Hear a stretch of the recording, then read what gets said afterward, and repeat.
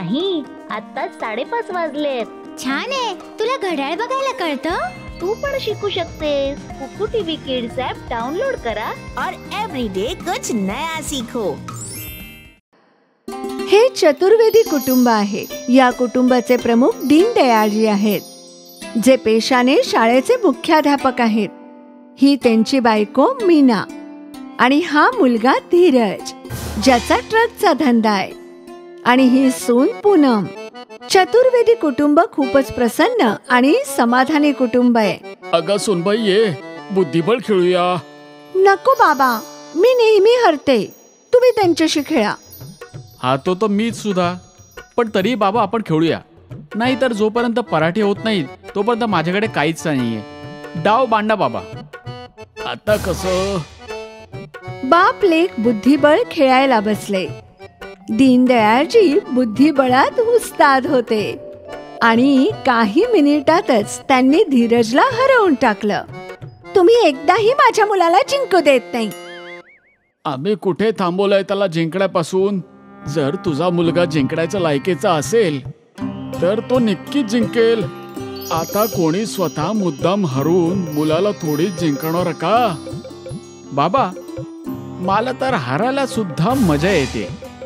तुम्हाला या खेळाशी एवढी आवड आहे, काय बोलायचं.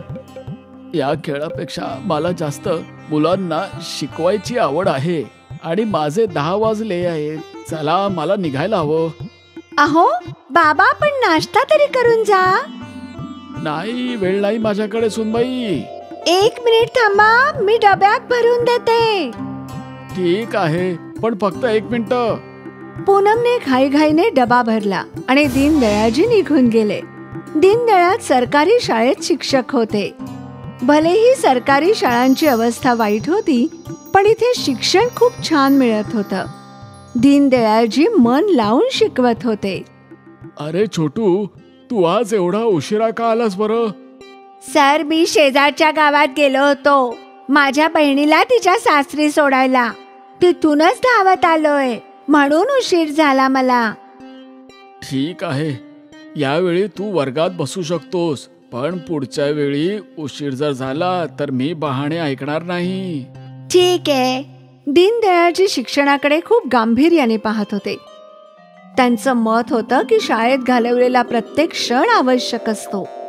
म्हणून ना ते स्वतः कधी उशिरा जात असत, ना कधी त्यांच्या विद्यार्थ्यांना उशिरा येऊ देत असत. सगळं काही चांगलं चालत असे जोपर्यंत पाऊस येत नाही. पण पाऊस सुरू होताच वर्ग रिकामा होत असे, कारण सरकारी शाळेचं छप्पर गळत असे आणि छप्पर दुरुस्त व्हावं म्हणून दीनदयाळजी दरवर्षी सरकारी ऑफिसात अर्ज घेऊन जात असत. या दीनदयाळजी, मी विचारच करत होतो की पाऊस सुरू झाला आहे, तुम्ही अजून आलात कसे नाही. काय घेणार, चहा की थंड? तुम्ही फक्त आमच्या शाळेचे छप्पर दुरुस्त करून द्या, बाकी आम्हाला काही नको. त्याचं काय आहे ना दीनदयाळजी, आम्ही तुमचा अर्ज दरवर्षी पुढे पाठवून देतो, पण मंत्रीजी तुमच्या या अर्जाचं फंड सँक्शन करत नाही. आता यात आम्ही काय करू शकतो? मग मी काय करायला हवं? तुम्ही एकदा जाऊन शिक्षण मंत्र्यांना भेटून या. काय सांगावं, तुमचं काम होऊन जाईल. ठीक आहे, मग मी हा अर्ज त्यांनाच देतो. दीनदयाळजींनी मंत्र्यांची अपॉइंटमेंट घेतली आणि त्यांना भेटायला गेले. सर, मी सरकारी शाळेचा शिक्षक आहे. आमच्या शाळेचे छप्पर गेली 4 वर्ष गळत आहे. दरवर्षी मी सरकारी ऑफिसच्या फेऱ्या मारत असतो. खूप उपकार होतील तुम्ही जर एकदा माझा अर्ज स्वीकारलात आणि अधिकाऱ्यांना आदेश दिलेत तर. हो, नक्की. मी लगेच तुमच्या शाळेचं दुरुस्तीचं काम सोपवून देईन एखाद्या कॉन्ट्रॅक्टरला. धन्यवाद सर. आज दीनदयाळजी खुश होते की लवकरच त्यांच्या शाळेच्या छपराची दुरुस्ती होणार होती. ते जिलेबी घेऊन घरी आले. काय झालं बाबा, आज खुशीत दिसताय तुम्ही? आनंदाची गोष्ट आहे. आज मी शिक्षण मंत्र्यांना भेटून आलो. त्यांनी माझा अर्ज स्वीकारला आहे. आता लवकरच शाळेचे छप्पर दुरुस्त होईल.